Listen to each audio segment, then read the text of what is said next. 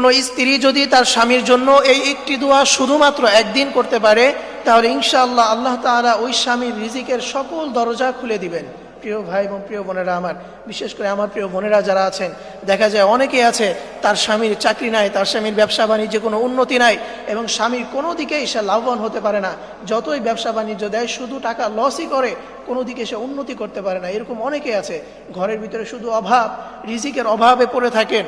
প্রিয় বোনেরা, আপনারা যদি আপনার স্বামীর জন্য এই একটি দোয়া শুধুমাত্র একদিন করতে পারেন, তাহলে ইনশাআল্লাহ রাসূল সাল্লাল্লাহু আলাইহি ওয়াসাল্লাম জানিয়ে দিয়েছেন যে ওই স্বামী রিজিকের সকল দরজা আল্লাহ তাআলা খুলে দিবেন। প্রিয় ভাই, প্রিয় বোনেরা আমার, স্ত্রীর পক্ষ থেকে স্বামীর জন্য করা দোয়া, এটা আল্লাহ তাআলা কখনো ফিরিয়ে দেয় না। কোনো স্ত্রী যদি তার স্বামীর জন্য দুহাত তুলে আল্লাহ তাআলার কাছে দোয়া করে, তাহলে সেই স্ত্রী যদি নেককার হয়, পাঁচ ওয়াক্ত নামাজিওয়ালা হয়, তাহলে তার দোয়া আল্লাহ তাআলা কোনোদিন ফিরিয়ে দেয় না।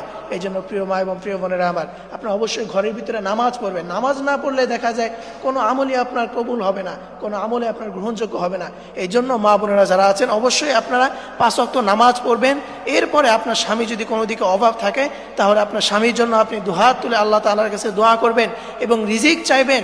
দেখবেন আল্লাহ তাআলা আপনার ওই স্বামীর রিজিকের সকল দরজা খুলে দিবেন। প্রিয় মা এবং প্রিয় বোনেরা আমার, এই একটি দোয়া যদি আপনারা করতে পারেন, সেটা কিভাবে করবেন? আপনারা সর্বপ্রথম ওযু করে নেবেন এবং ওযু করার পরে নামাজের স্থানে যে জায়নামাজ বিছানো থাকে, সেই জায়নামাজে আপনারা বসবেন।